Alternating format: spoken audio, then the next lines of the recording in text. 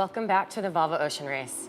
Today we celebrate the end of a monumental achievement for our fleet, a race around the world, a journey of more than 40,000 miles for our 66 sailors and those of us following along. For now, the fleet is just off Denmark and the sun has just risen. I'm here in race control. I'm Jenny Tulloch with Tim Kruger today. And you can see the fleet there off the Hague, but Tim Kruger is a two-time race veteran and also a professional sailor currently. You know these waters off of Denmark quite well. Tell us what you were seeing there. Well, it is, in this light conditions, it's a classical situation. I mean, flat waters, you still have tide, but it's flat waters, they all sail upwind, and basically it's more or less match racing with a couple of more boats, and they just watch each other, and they try to cover each other, especially the three boats that we'll see just in a minute. I mean, it's touch and go. It is touch and go. Let's take a look back at this leg since the pit stop in the Hague. After an amazing pit stop in the Hague, the TSS zones acted like islands which the teams had to sail around. Montfray almost took the inshore-most route, then chickened out. Team Alvimedica went offshore-most to greet the new westerlies, while the close pack of Dongfang, Team Brunel, and Montfray went one zone in. Starting later in the day, Team Vestas Wind and Team SCA went another zone in again, but ended up losing out overnight as the breeze filled offshore from the west. Then it was a reaching drag race across the North Sea to the tip of Denmark, and a possible park-up when the breeze was meant to transition to easterlies.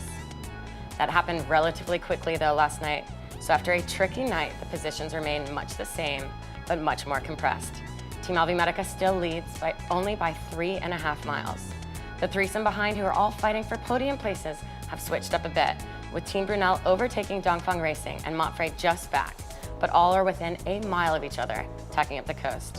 While Abu Dhabi Ocean Racing has caught up to just 4 miles back from them, Team Vestas Wind and SCA are further back by about 20 miles. But let's talk, as you said, about this tacking duel going on along the coast. We weren't really expecting to see them an hour ago tack inshore. You didn't think there would be better breeze there? Well, I think they just try to catch a little bit more breeze. I mean, it comes from the easterly quadrant, and probably they hope to get a little bit more breeze on the shore, and it's maybe a little bit less tide. It's hard to see. Maybe there is a tidal effect, and close to the shore and the shallow waters, there's probably less.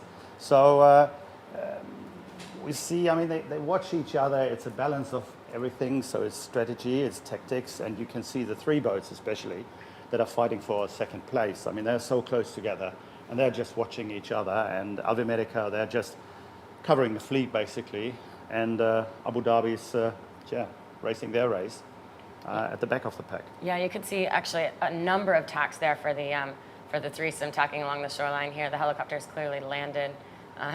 They're sending some wind to the grass, but it didn't look like there was actually that much wind out there on the water. If we take a look back at those tracks, you can see the threesome that we're talking about, the podium position fighting between Team Brunel, Montfray, and Dongfang Race Team. At the current moment, Team Brunel has overtaken Dongfang.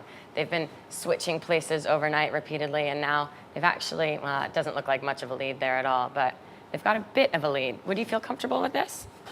Not really. I mean, it's just over till the fat lady sings. You know, you have to bring it home, and it's still a long way. And you've got to go around the northern tip of Denmark. You've got to go around Skagen. I mean, Bauer is putting everything in to cover these other two boats, and it'll take long till you feel safe that you got it in the bag. That is definite. What do you think about Alvimedica? Do you think they feel safe? If I would be in their shoes, I would feel safer, that's for sure. But of course, what they're doing, they're just, you know, like globally covering the fleet, not letting slip anybody inside the shore, and just make the best out of it. And they're just basically watching what's happening behind them and not making any massive mistakes. So therefore, I think it's a right move they do, also to come inshore, cover the fleet, and just try to be in the same breeze line, try to be in the same situation like the others.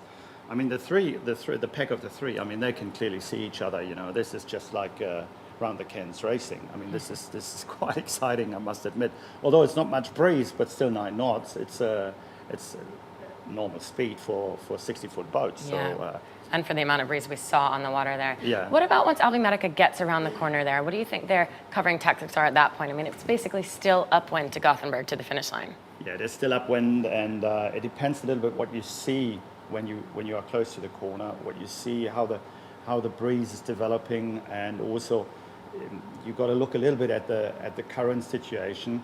In the North Sea, you got like a tidal effect, but when you go into the Baltic, I mean, the Baltic is basically, in terms of currents, it's like a bathtub sloshing back and forth, and depending on what kind of wind we had in the last couple of days, there's probably a lot of water in that bathtub, and now it's sloshing up north, so you have some current effects that will make it that can also influence your decision if you go due south or you go straight across, and try to find the best path. So it's very much a decision-making process when you go around the corner, when you see it, and then you have to balance also to see what the fleet's doing, really. So the options could be south along the coast of Denmark or straight across and then south, essentially, along exactly. the coast of Sweden. Exactly. The helicopter clearly back up now. This is the threesome that are fighting for the podium.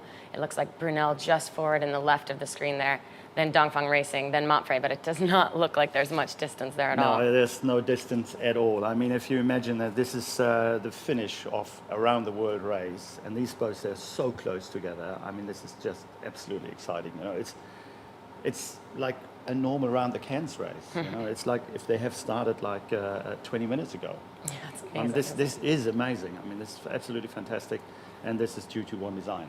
Yeah, very much so. Well, a tiny bit further back, about 20 miles back, I think, when I last looked, although I'm not sure now, we have Team Vestas Wind, a team who has had a hard time in this race. They struggled after hitting the shoals November 29th, but on the line now, we have one of the under 30s, Peter Wibro, a Danish sailor as well. Peter, how are you feeling now that you're sailing along your country? Well, it's a very proud moment, to be honest. It's good to see Denmark again. It looks good from where we are. Sorry, it's a bit hard to hear you, so I'll just ask if you could put the microphone a little bit closer to your face. Just push in on it. And then actually, hi. Ah, there's your face. Thanks. You can stay there, Hi. although Hello. it's a little Hi. close. How's the mood on board for you guys? I mean, it's been quite a close fight with Team SCA, it seems like, the last 12 hours. Yeah, it is. We had a bit on here, struggling a bit to find our modes, but it's, right now we're on top of it, and we have a narrow lead to the girls. So yeah, the mood is good. It's a bit cold. Denmark doesn't show itself from the finest side right now, but I guess when the sun is on its way out, so hopefully we can work on that. Tell us about, it seemed like there was a period of time as you approached the tip of Denmark that SCA actually got by you, and then maybe in the transition you were able to get past them again. What happened there? Yeah, we seem to get lifted a bit out of the breeze, so we were struggling a bit to, especially on the VMD mode with the A3, we had a hard time sticking on to the girls. So yeah, they had the lead for a short while there, but luckily during the night we managed to pass them again. How do you feel like the boat speed is for you guys? You said you were struggling with it, but is that in one certain condition or sort of in the whole range of conditions? No, it's like generally I think we're pretty well sorted. We're finding the speed, but yeah, we had a few conditions, especially downwind BMG where the girls had a bit of a lead on us there. I have Tim Kroger with me as well. He's got a question for you. It looks a bit chilly. It looks like a typical Danish summer day. I mean, I hope the sun comes up pretty quickly and you're getting a little bit warmer, but you look all a bit frozen through, mate. I certainly hope so too.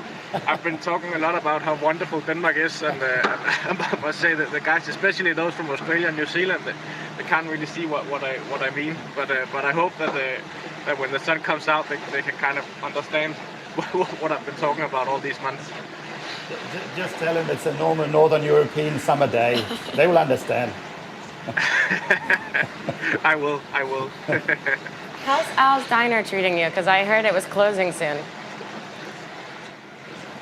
Yeah, Al's Diner is, I think it's on the last day. I don't know what's closing. Maybe it's something about the hygiene or something. I don't know. But yeah, no, he's treating us well, and we guess we're having the last supper in a few hours' time. So yeah, it's a big day for Al's Diner for sure. It feels like for you guys, this race might be a little bit short-lived. Of course, you would have loved to sail the whole way around the world instead of just the last couple of legs. What do you feel like for you? Does that mean you have unfinished business going forward to the future?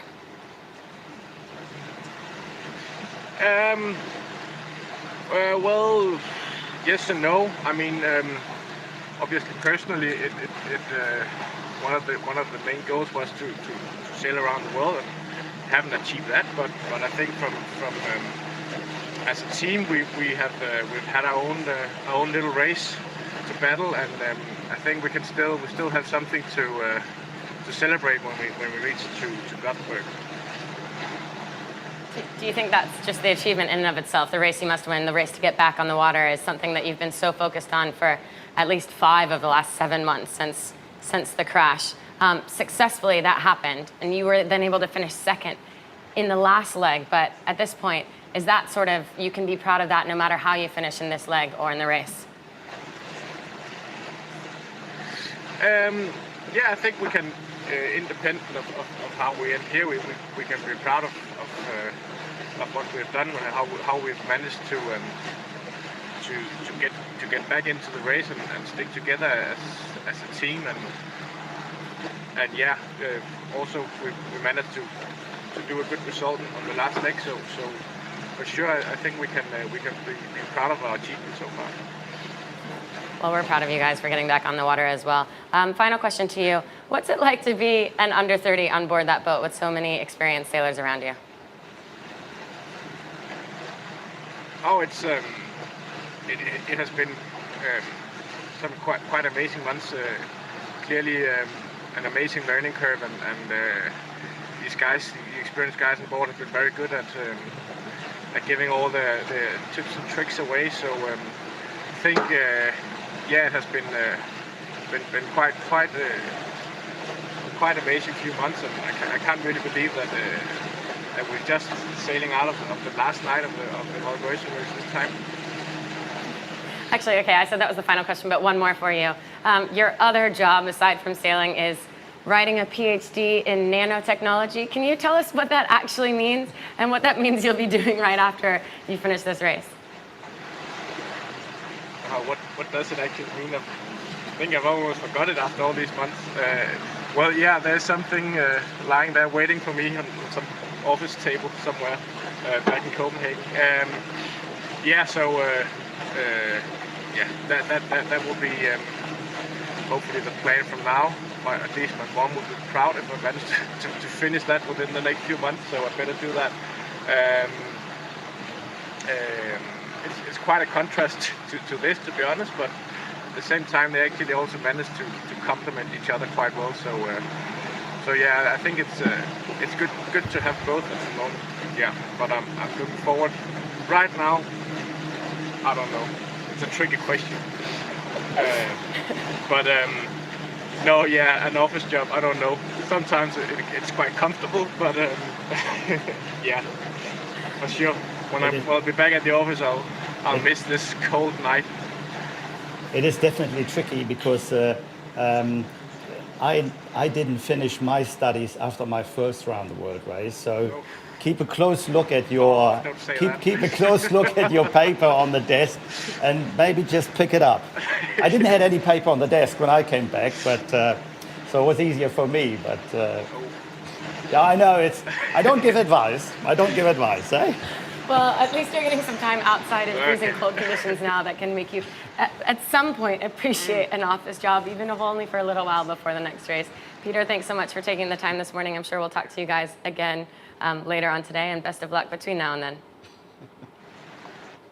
I would have said enjoy a cappuccino from Al's Diner as well. But I hope I didn't irritate him too much. Eh? No, you didn't. When I visited the boat was in the final stages of the rebuild in Bergamo, Italy, and the team had just gotten there to help finish off. Yeah. It was going through its paint job, and it was all the little tiny jobs needed to be done on board. And Peter had, as he said, his paper, which is like, I would say thousands of pages, but I'm not quite sure how many pages, sitting on the table in their room. And essentially he was going through it every time the rest of them were going to lunch, and he had any moments he was going through it. So he is quite disciplined in that respect as well, but impressive. It is such a very different thing from offshore racing. Yeah, it's a big call. You know, if you've done a race around the world, if you've done a job like that, and you have been involved in a project like this, it's a big call. That you suddenly have new perspectives, you have new ideas, you got new influence, and it's a big call, and sometimes you get the right, sometimes you make the right call and come up with the idea what you want to do with your life. Yeah, exactly. And if I look back, I don't regret, I must say. Well, a guy who has a cool job on our side is the helicopter cameraman that is giving us these beautiful images right now. His name is Matt Connor. He's been out there since the wee hours, as well as being out there last night to film the fleet. And of course, they're rounding the corner of Denmark. So it's a ways from Sweden and Gothenburg, where his hotel bed is. But he's one of the best in the business, and he's giving us amazing, beautiful images this morning that we're no longer seeing now. That's fantastic. I mean, the images are just fantastic. This light breeze, flat water, sun's coming up. I mean, this is a fantastic moment. And everybody, on the rail, and just, everybody's hyped up. Excited to finish the race as well. If only they just had a bit more breeze. I think we always, as sailors, would like for them to have a bit more breeze. It looks like they've got enough here. They're doing 9 knots of boat Yeah, speed. but So. in terms of performance, they're doing the maximum with this breeze, and this breeze will stay on as we see on forecast, and it will be interesting to see. So right now it's down to not make any mistakes. Just. Especially Bauer, who's in front with Brunel, who just tries to cover them, and everybody's just trying to. It's, as you say, it's Bauer in second place right now, Dongfang in third overall, and Montfray in fourth. But this position currently, if Montfray finishes fourth, means that they actually will finish fifth overall. So this is a huge, huge morning still for Montfray, a huge final, less than 100 miles basically. They need to be able to pass one of these two boats to get ahead of, or to remain ahead of Alvimedica overall. So we have actually a blog in from their onboard reporter, Francisco Vignale. I'll just try to look that up for you guys. But he said that after the start, and I'm quoting him here, after the start, Brunel, who had started just a few minutes after us, caught up with us. The situation on board wasn't nice, because if we finish 2 boats behind Alvimedica, we will drop to 5th. There's an abyss from fighting for a podium place to finishing 5th, and such a position wouldn't reflect all the effort, achievements, and professionalism of this team in this round-the-world race. Montfray is still battling and will fight until the last meter and last corner of the ocean. Then he says, I thought that was a great part, but I'm going to keep going. He says, the north of Skagen in Denmark is going to be a key moment. The wind will be extremely shifty, if there is any. The routing shows the park up there. That means all the boats will stop and gather until the new wind comes in. Anything can happen. So that's what we were expecting going into the corner just before this tip of Denmark. As we said, the park up didn't happen quite as much as we thought it would. We were hoping for this routing of Skagen to be 2 or 3 hours later, because the park up should have lasted. Yeah, probably the park up situation is done already, and Exactly. the easterly has come through, and now it's quite solid conditions on the light side, but still solid enough that you just, if you're in front like Bauer is right now, you're just covering, and you just keep your pace, and you sail the boat as fast as you do, as you normally do. So what do you think the options are then for them going forward? Is it the biggest option might be in the final river in Gothenburg, hoping that it becomes a tacking duel in there? That's the next thing, It's the tip of Denmark till once we've got there, then of course it's going across still something can happen. That is also not, nothing is really in the bag. These boats, they're so close of each other. If you see the helicopter pictures, of course, the teller is putting the boats closer together than they actually are. But still, nothing is safe. It's quite, they can see each other. They monitor each other. They know exactly how fast they go with the AIS. And but the river up to Gothenburg, that is also a touchy situation. It's such a long estuary to go up there, and and covering, it's hard. It will be very hard. It's a difficult situation. I mean, I must say I'm feeling quite happy here. I won't be in their shoes. Likes to be in Avi's shoes. Well, in Avi's shoes and in Avi's ears right now, it looks like I'm hearing it's Dave Sweet. I can't see his face yet. Probably he can hear me because now he's turned around. Dave, good morning. It's Jenny and Tim Kroger from Race Control, and they've just frozen. There we go. Now you're back. How is the mood on board? And do you guys think you have enough of a lead to keep this lead into Gothenburg? Yeah, for sure we've got enough lead. It's in the bag right now, so we're just cruising at the moment. No, I mean, everyone's pretty aware that the guys aren't that far behind now. I think they're about 4.5 miles. We can see 4 of them actually back there. And, it's keeping us on our toes a bit, but we're all pretty relaxed. And, I think this group's come a long way since the start, so we're just going to push as hard as we can and, hopefully hold on. Dave, you don't look nearly as layered up as the two ghostly hidden men behind you. I can't even see who that is behind you because they're actually hidden by their offshore jackets. Are you not that cold? No, it's pretty cold out here.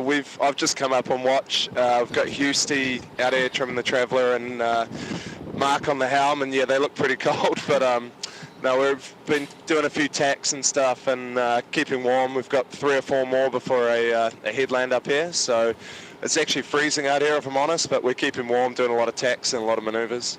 Why are you guys tacking up the headland? Is it just better breeze in there, or is it for land shift, or what's the reasoning?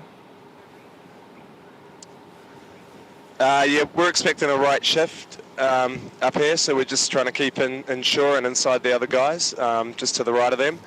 Then after... We've lost him. He might come. Hopefully head off to the right side of the course after the headland. You there? Gotcha. We heard you there. We now have an eagle eye view on you as well, and it looks like cool. There's a massive, a cruise ship in front of you as well. Cruise ship. Cruise ship. Cruise ship coming across. Okay, so how many more tacks do you expect before you round the tip of Denmark? I'm going with 3 more before we round the headland.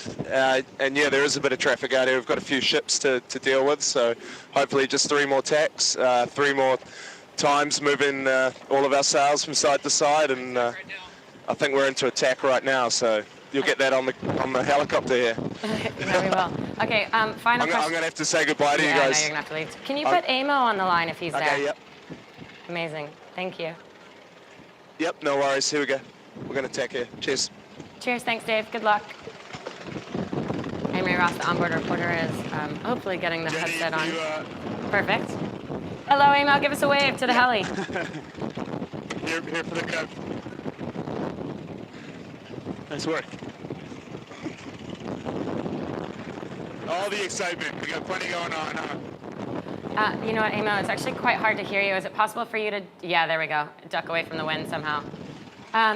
Tell us about... We've just heard you're going to have 3 tacks between now and Denmark. Do you know what the strategy is from there? Do you go straight across the Baltic Sea to Gothenburg, or would you maybe play south first before heading across? I think the idea, you're a match racer, you understand the concept of kind of keeping yourself in a covering position, and we'll try our best to minimize maneuvers, because maneuvers on a boat like this aren't exactly fast, but minimize maneuvers while kind of keeping ourselves in a pretty safe position in front of the guys behind us. That's sort of the overarching strategy, and we'll probably take a hitch around the corner here and dig in south on port a bit until we can lay the river, and then flop on over to starboard and take it home. And if anything funky happens behind us, we'll be sure to keep our options open and stay flexible. Fair enough. How are the guys feeling? I mean, Dave won't say whether you feel like you have it in the bag. 4 miles is clearly not a huge lead, but are they confident? Are they quietly confident, or is it really still nervous and want to keep this one, stay ahead? No, I don't think anybody's nervous. I think we've done enough sailing as a group to be above that in some ways, and we've got plenty of pressure. There's 16 knots of breeze, so it's not like we're looking at an early morning shut-off like we've had in Newport and Lisbon and Lorient. So that removes a little bit of the risk, but no, nobody's nobody's confident enough in so much as they're kind of taking their foot off the gas at all. Or I think everyone is just going about their business and trying to do, whatever it is, however small a job, to the race. And it is obviously a big opportunity for us to finally nag a leg win here, but it's not changing anything about the way the guys are sailing or about their demeanor on the board. Sorry, it's getting a little bit hard to hear you again with wind noise, but here's a question for you. When we spoke with Will after you started, he essentially was saying that you were going to go one zone in, I'm going to call it, not the offshore-most zone of the TSO zones, to be able to cover the boats behind you, because he knew that they would probably go that way. And then you didn't. You went offshore-most. What was the reasoning behind that?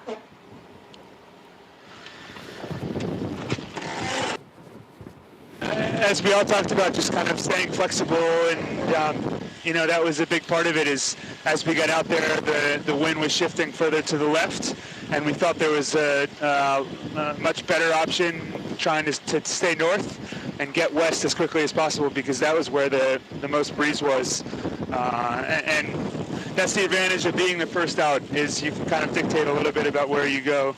If you just give me a second here, I can try and. But yeah, all the weather information we were looking at once we had finally gotten out of The Hague indicated getting northwest as soon as possible was the smartest decision. And I think when we left, immediately, when we had. I'm going to just hold on to see if... And then it was option 3, and then finally option 4. So it was a pretty gradual process of changing the game plan a little bit there, but the goal was always to get into the most pressure, and that seemed like it was coming from the northwest. Okay, and do you think that was actually a gain for you? We talked a lot about whether it was the right call or the wrong call, and the reality is, I think sitting in the nav station after that, you wonder, I think we would have been feeling the same way after any of those. I don't think it was the wrong call. It set us up to the north of the fleet and allowed us to kind of come down over the top of them, which is conservative and safe, and ideally, that's what we can ask for from our strategy right now, is just consolidating a lead. And so in that sense, it was definitely the right call. Whether we would have gained more by staying a little further east, who knows? But I think everyone's pretty happy with the way the second half of this leg has played out so far, and had a game plan and more or less stuck to it. So nothing to be questioned or doubt. Not at all. Okay, let's talk about overall. Do you think this team is happy with their achievements in this race, with how far they've come in this race? I mean, we've definitely said they're the young guns and an experienced team from the beginning. Do you think at this point you're all feeling like you've accomplished everything you want? Or will this 12 hours dictate that? Not even 12 hours, excuse me, less than 6. Yeah. Without speaking too much for the team, I think the goal was always to improve, and that's been pretty much the goal since we met before the race started. And in that sense, there's no better way to show how far we've come with a leg win.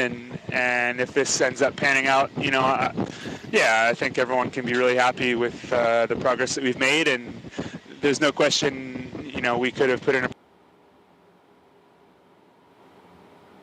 We've lost him. We hadn't cashed in or consolidated on some of our stronger positions. But final question, Amo. And we've had a great time. I think it's an amazing team. Yeah. This one is for you personally. You did the last race on board Puma. You came back here saying you had unfinished business with the Volvo Ocean Race. Do you think after this you will feel like you finished your business, or will you maybe go for one more? I don't know. Everyone always says, ask me at the end of the race, and it's about time to start changing the answer, isn't it? Perfect. Well, if we lose him there, that was a great answer.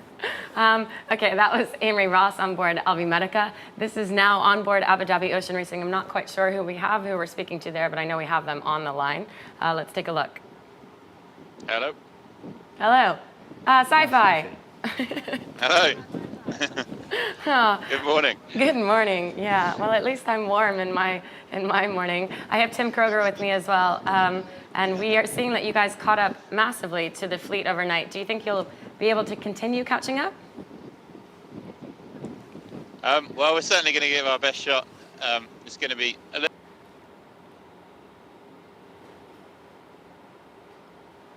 I'm gonna just keep waiting and see if that comes back, because they, well, with Avimatica, they kept coming back. Unfortunately, with Abu Dhabi, it sounds like they haven't. So we'll wait for them to call back in. You can see Abu Dhabi here. They have caught up to within 3 miles of Montfray. They were, I think, more than 10 miles back at some point overnight. But as you say, it's like, Well, it's a hard. Go ahead. Yeah, it is. It's really hard, but there's also something. Mapfre is they're so close to each other, these three, and of course Mapfre is the last one of the pack. So he's getting every now and then affected by the, by the wind of the ones in front, and it doesn't make the boat faster. So. Fair enough. Okay, we have Sci-Fi back now. I actually don't even remember what I just asked you, but I threw a question to you and you started to answer it, and then we lost you. Maybe we've lost him again. This is tragic. That was quite relaxed out there. Yeah. If only they could tack so the satellite signals will work for us, that would be much better. Sci-Fi, if you can still hear me, can you tee that up as a navigator? We know the other, actually I won't tell you what the other guys are doing.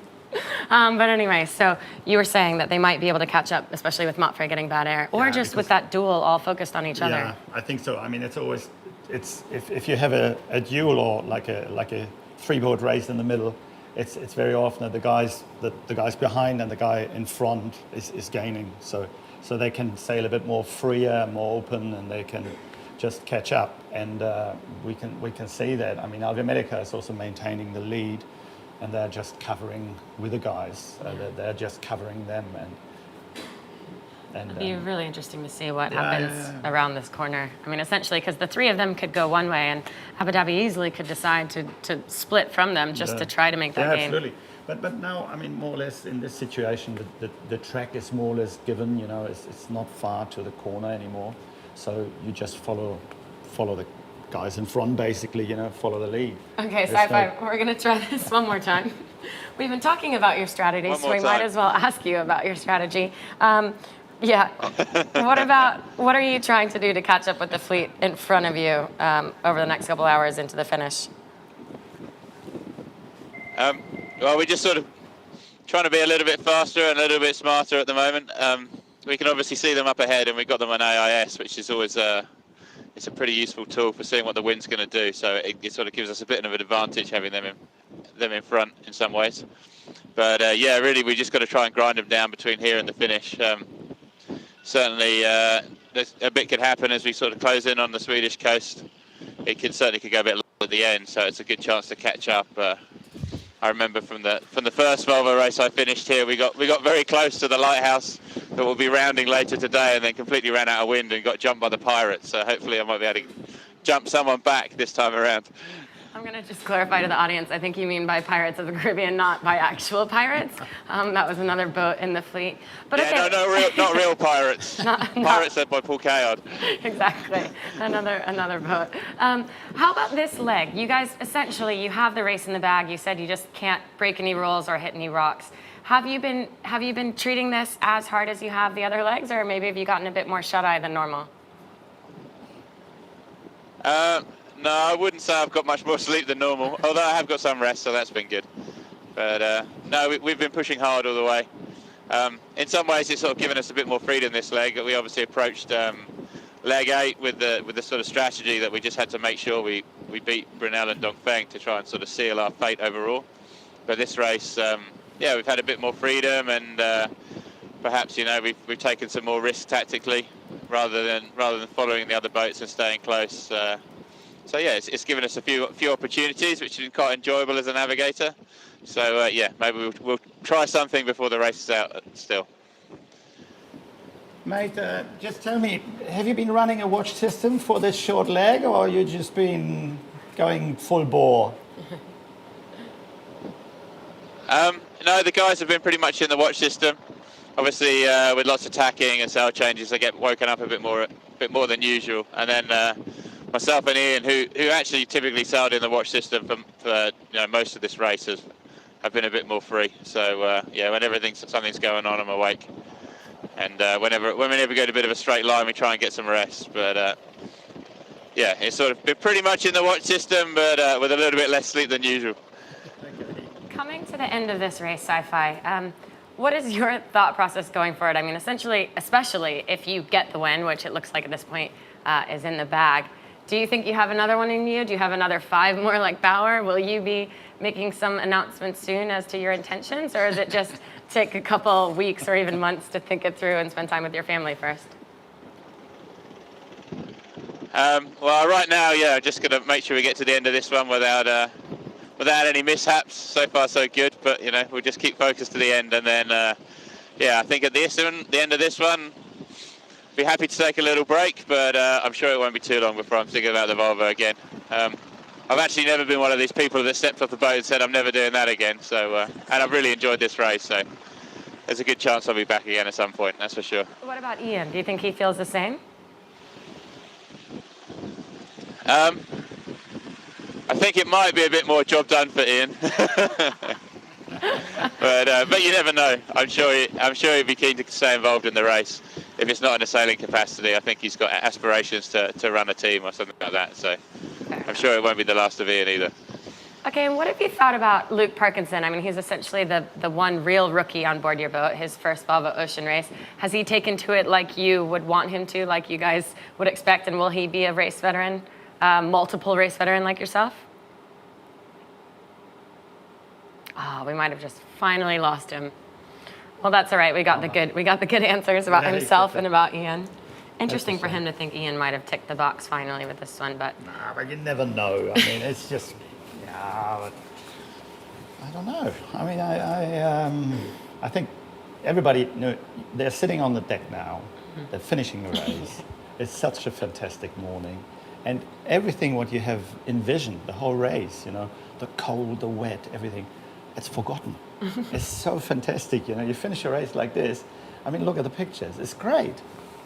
And then you would probably cast off next day and do another one, for sure. Well, except for the party in Sweden. You can't cast off without receiving the trophy. After the party, after the hangover, you can cast off again. I mean, and it's really, I mean, it's, there are no sour grapes. If you finish the race, it's fantastic, and then in 2 months' time, you might want to go again, for sure. I think at this point as well, all the teams might be feeling that. I mean, we've got the first all-women's team in 15 years, and they're, even if they're not doing as well as they'd like on the offshore legs, they're coming into this so proud of how far they've come. Alvi Medica, essentially the same as the young guns. Team Vestas Wind, who've come back from a massive... Phoenix from the ashes. Yeah, exactly. Abu Dhabi, of course, it means a lot to their nation and to the sponsors and to Ian Walker, who's been trying so hard and essentially looks like he hasn't slept all race, much less. No, I think it's great. For Ian, it's a great achievement. I mean, it's just, it's fantastic, after the last race, breaking the rig the first night out. And, it's a fantastic achievement, finally, to win this race for him. I mean, it's great. And the one guy who I think we were thinking they were struggling a bit throughout the race because he was one of the favorites as well going into Bauer Becking and Team Brunel, but now they have managed to get up to second place. And if the scores stay as they are right now with Motfre behind Dongfang, behind Brunel, they will stay in second. Do you think, I mean, is it still, obviously it is still unfinished business for him because he announced yesterday that they'll go for one more. I know, I mean, for Bauer it's unfinished business. I mean, I know Bauer for a long time, and we even, when he came to Germany working on race boats there, we even shared an apartment, so we go back a long way. And for him, this race definitely is unfinished business. And I think they will go on, and we see what happens. But it would be nice to win it. But still, you can try, but you can't book on it, It has to fall in place, because still around the World Race, it's a long grind, it's a long, hard draft, and you need some luck on your side as well. Yeah. And it's not a walk in the park, You can't just enter and say we're going to win it. I mean, it's never going to work. Well, and it's essentially 9 months away from their family and their friends. It never happens that way. So I think it's a great achievement to win it for everyone. on it. There's no doubt about it. But the situation is as well that it takes a long time. But if you haven't won it, yeah, you want to come back again. It's normal. I mean, that's what it is. I can understand Bauer. Well, here we go with the overall standings again as they are. It's now just 3 miles between Team Alvimedica and Team Brunel. I think before when we were looking at it, it was 4. So, but a lot of that we have to actually keep in mind where they're aiming the tracker finishes, and it is actually a little bit hard to understand quite what the situation is compared to that. Absolutely. I mean, we have to look at how they're racing right now and what they are doing. On Alvimedica, they were talking about a right-hand shift that is coming. That's why they try to cover the right-hand side and stay there and stay close to the tip. So it's still a long way, really, especially in these lightish or lighter conditions, especially if they go then in from the lighthouse into Gothenburg, and it can go light in there as well. And as Saifi just said, they got pipped the last time they got there. So it's not over. It's not over yet. It can be very, very exciting finish, even that it's not a storm howling, even that it's light air, but that makes it even more nerve-wracking for the guys on the boats out there. We were just talking about Brunel. We're trying to get them on the line now. Bauer Becking having announced yesterday after the amazing pit stop in The Hague. I mean, just thousands of people coming out, essentially only for 48 hours to greet the fleet and then have an awesome concert where the Dutch sailors, where Bauer and Caroline Brouwer got on board and got on stage and sang, I think, the Dutch national anthem to huge crowds. Apparently they're horrible singers, but I don't judge. I'm a horrible singer as well. And then they got back on the boats the next day for the restart, and it was just a massive number of people watching, and I think it made Bauer very, very happy. We can see on board the boat now. We don't actually have anyone in the headset yet. They're attacking in a couple of seconds, I guess. Excellent. They got the stack already over on the other side, so they're just getting ready, I guess. Just waiting for the call. So as Tim's saying, you can see the sails down to leeward there, which means you don't want to spend a lot of time with the sails to leeward unless you're tacking right away, and that's got to be the call here. Coming down, keys flipping over, off you go. Runners coming on. Yeah.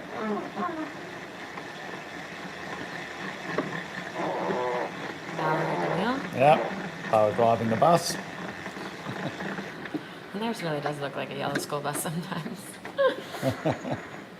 Not a lot of men on the grinders, though. It's a relatively easy tack, I guess. No, but they're also, I think, how many have you? 2, 3, 4, well, everybody on deck, eh? I mean, in this situation, normally not far to go to the finish. You have lifted off the watch system, everybody on deck, everybody hiking, everybody, getting ready for whatever happens, now from this moment onwards. I mean, let's think they will finish in the next 7 hours. 6, 7 hours. Yeah. So you're going to push through till the bitter end. Exactly. Absolutely till the bitter end. So everybody, all hands on deck, they're racing these boats. If I compare, they're racing these boats anyways with a lot less crew like we've done it. I mean, we were 10 to 12 racing a 60-foot boat, and they're just 8. Yeah. So it's a lot on for those guys. It's a lot on. It's a lot on because it's also, it's the same jobs, Yeah. All the stack over the side on the new side, the sails, carry them across.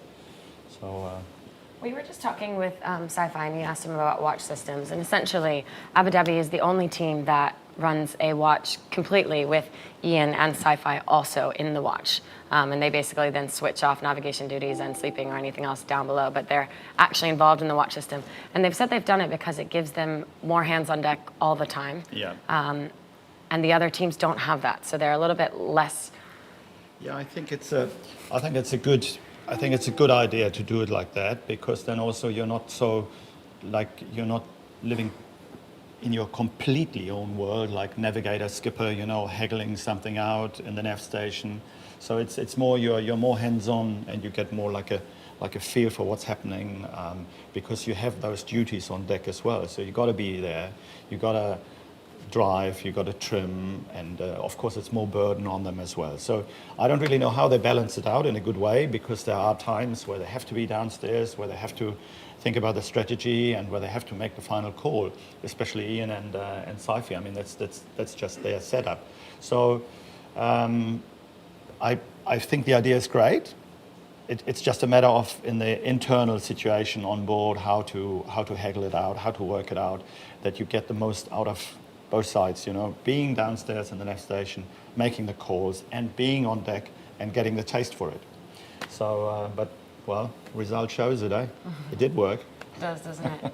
Well, we'll try to get back to Team Brunel, but we've lost their satellite signal after the tack. For now, let's take a look back at the first day of the race. We were talking about how diverse this group of competitors is, and one of the oldest guys in the fleet, Tony Ray.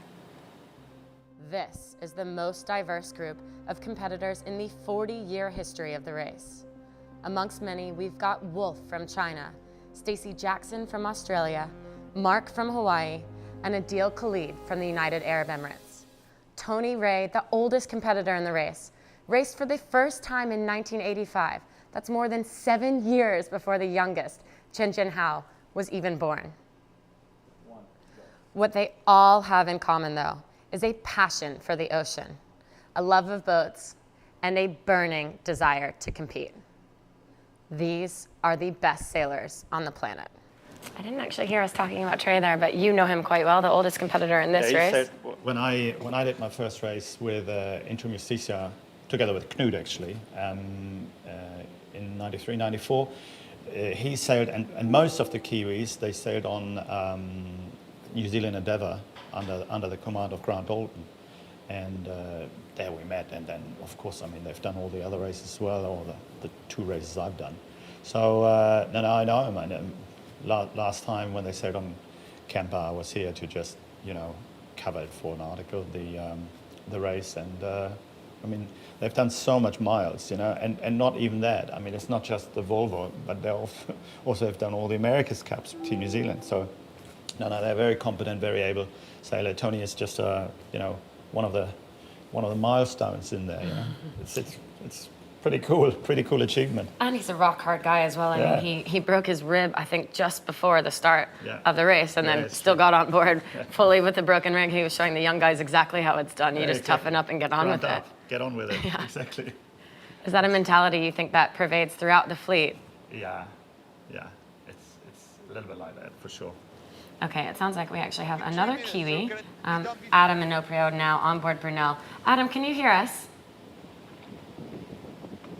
No, for sure enough. We can see Adam there in vision, but he was not quite ready yet. Hello, Adam. It's Jenny Tillich and Tim Kruger in race control. Hello. Can you hear us? Hey, Adam, it's Jenny Tillich and Tim Kruger in race control. Can you hear us? Yeah, I can hear you. Perfect. How are you guys doing this morning? It's been quite a tacking duel and close battle between your 3 boats. Yep, and we're tacking again right now. So Okay. I've got to go. Sorry, here's Stefan. Yeah, pass this back to Stefan. Perfect, thanks. Quite a tacking duel is Yeah, it is. exactly the appropriate It's full on. answer. I mean, they're so close to the shore. Yo, Stefan, it's Jenny and Tim Kruger, who's a 2-time race veteran here in the Volvo Ocean Race office. You are having quite an intense tacking duel. How many tacks do you think you guys have done this morning? So I can hardly hear you because there's a chopper hanging on top of the boat. So actually I don't hear no shit. We're spying on you, Stefan, of course. How many tacks have you done this morning?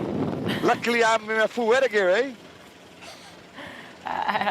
Oh yeah, okay, good. Yeah, it's good you're not in your boxers. Fair enough.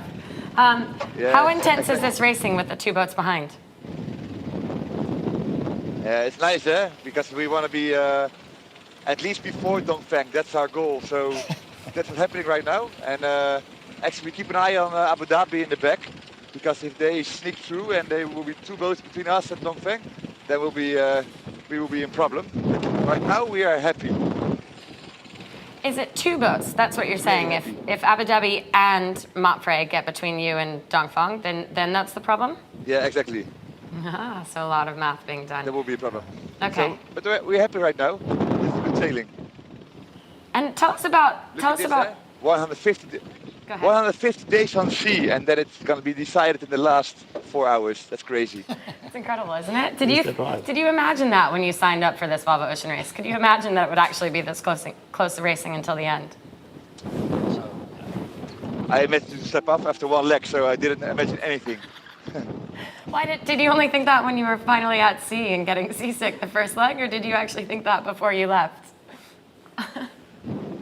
Before I left. So then why have you stuck it out, Stefan? What is it that you love about it? Sorry? I said, why have you stuck it out? What is it that you love about it? Look, just what I see before me. 8 guys working their ass off. Cool guys, good guys. Nice to be with the guys on sea. Yeah, this is the dream job. Every boy who can hold a camera and can cook coffee.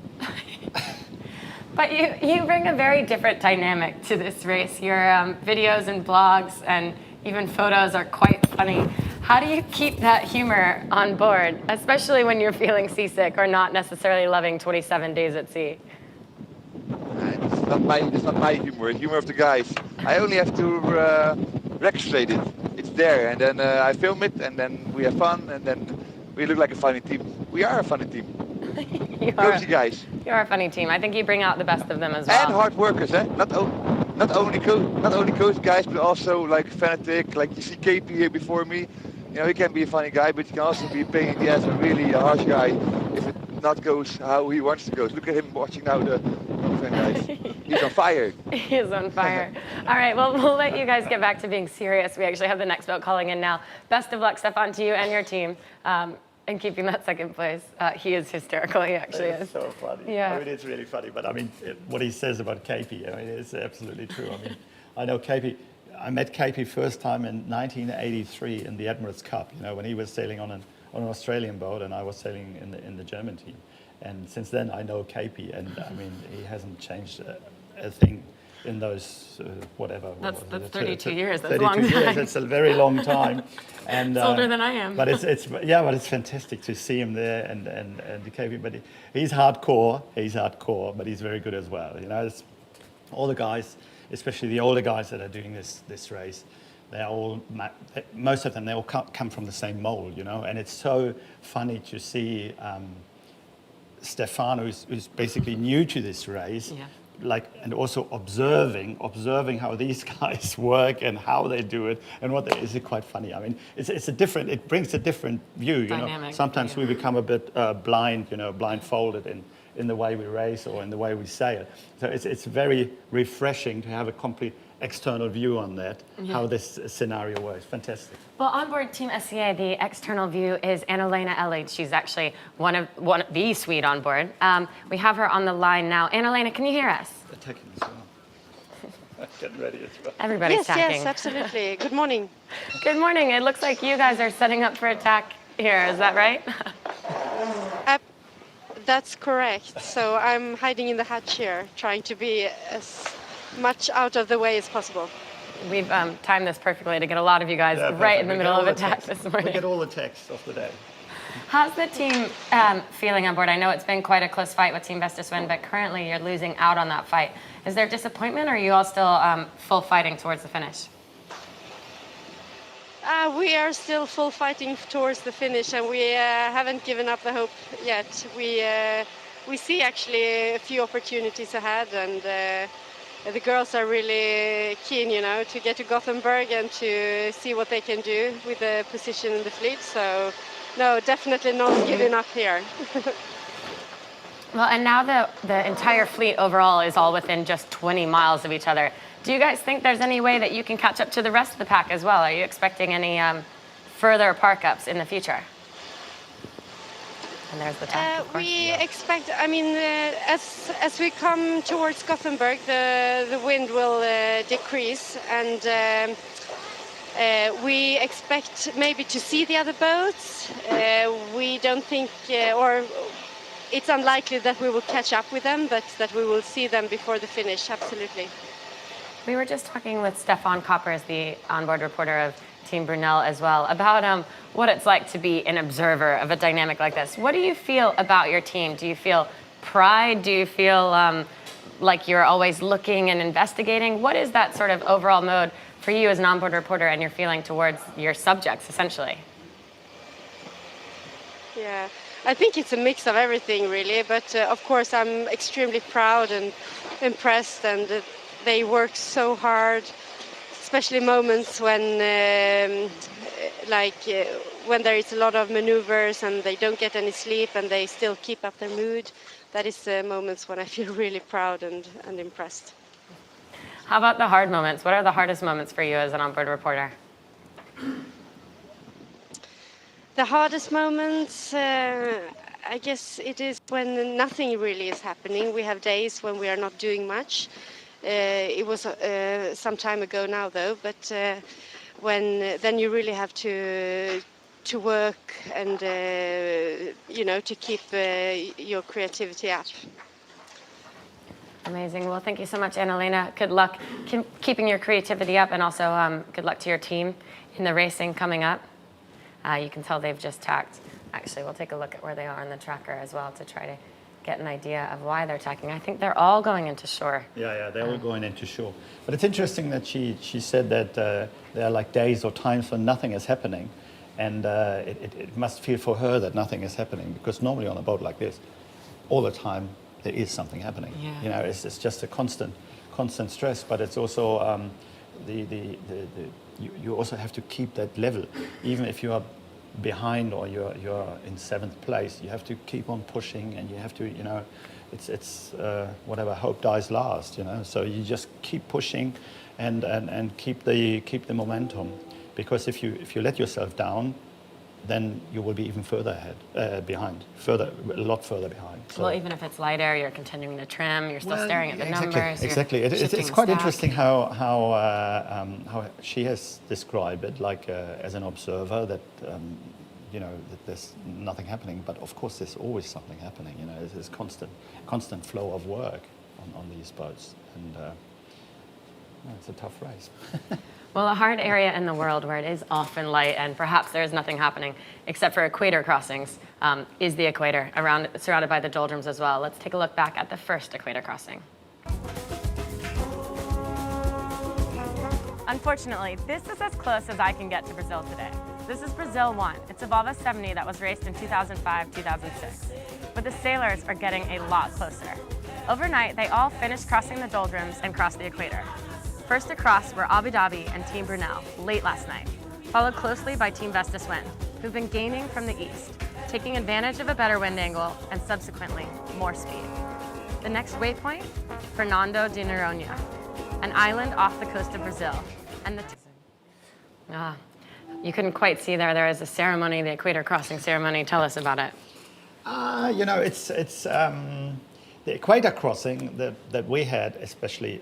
I had it basically together with Knut Frostad, and it was quite funny because it was the CEO of the Volvo Ocean Race. The CEO of Volvo Ocean Race. So we had it on Intromisthesia, and it was the master of ceremony was the late Magnus Olsen, and he had his trifork with him and a beard, and they were collecting like. He was King Neptune, basically. Yeah, the master of the equator crossing ceremony dresses as King Neptune. And overnight they were collecting some flying fish, and they just made a kind of a slosh out of it and mashed it up. Yeah. And we got out of a big bucket. We got it in the face, and we had to eat it. And so it was not very nice. But this is the way. King Neptune has to check up on the delinquents when they cross the equator, if they are worthy to sail on the southern hemisphere. I mean, it's very understandable. And in the next race, when I was part of the ceremonial. The ceremony, yeah. I was part of one of the guys the doing preparation, exactly. Yeah. So there was a bit of payback time then. You were a shellback at that point. I was a bit mean, I must admit. Oh no! But it was the first crossing is always the most fantastic one, and even that you race so hard in a race that takes you around the world, you will take the time out for this very important traditional ceremony. If you don't do it, then something is wrong on board, because it should be fun as well. It should be enjoyable, it should be fun. That is a good point. Yeah. It does. It is a bit of fun and a little bit of. It has to be. It has to be. If you keep the fun out, then it's no fun. It's got to be. It's got to be some funny incentive on a boat like this. Camaraderie. For sure. Yeah, for sure. And I found it a fantastic thing to do this Equator crossing. That was just great. Well, in leg one, there was a bit of a hard time on board Montfray. Here's Xabi Fernandez, the replacement alternate skipper to Iker Martinez, telling us about their boat being broken, essentially. We talk about just how much work these boats are, and this time lapse from Montfray gives you a little glimpse. Cool shot, and it looks like everything is under control on deck, but they've had some issues below deck, so we called them today to find out. You guys have had some mechanical issues on board. Can you tell us what happened? Well, nothing drama, nothing big, but we had twice a little problem with the engine. We didn't really know why, but well, the last one was last week when we were struggling to charge the batteries and the alternators, they weren't. And we cut him off in the middle of that, but he didn't actually seem like he had that big of a problem. They had some problems with their outrigger. They've actually had some satellite issues as well. They lost their comms, I think, in leg 4 for about 4 days. So I think in the general scheme of things, that was probably the biggest problem they've ever had, because that really takes you out of the racing in a lot of ways. Yeah, it does. I mean, it's just, the thing is, you're always on these boats. I must say, it has become a lot better with the one design concept, because because everybody's got the same, you can put your focus a little bit on the fact that you can reinforce things and make them a little bit more sturdy for the job the equipment's got to do. But I mean, we had also with the first breed of Volvo 60s, we also had some problems and some downtime, and then suddenly your boat as such, because you don't carry so much spares, your boat becomes the spare part tool. And I remember we broke basically on Swedish Match, we broke the fitting for the boom wing down in the Southern Ocean, and that is quite an important piece of equipment. Right. You know, if Hugely. you don't have your boom wing, you can't control the mainsail, and it's quite, and it was basically the fitting through. And on board we found a piece of rod that fits perfectly, and that was the hydraulic ram for the topmast backstay. Oh wow, that's And interesting. so we just cut it off. Jeez. We just cut it off. I mean, it was like I would say like a $6,000 surgery or something like that, because I mean That's the expensive surgery. hydraulic ram for the topmast backstay, we could override it by block and tackle. That was easy, but we needed that pin, and that was the pin, same diameter, that was available. So just chopped it off and put it in there. You have to be able to fix anything, essentially. I mean, you become a little bit like a MacGyver, you know, who builds an atomic bomb out of a lipstick or something like that. This is really what you have to do. But as I say, the one design concept, of course, the boats have become more technical over time, but it's also now like proven equipment. The whole comm system, you know, it's more on the boats, but still the way it's been put in, it's quite solid and good. So there are not that many downtimes or problems. But of course, if something breaks down, it's Has to be fixed. Well, here was earlier in the race. On board Team SCA, Stacey Jackson went up the brig for a repair. Midday UTC tomorrow.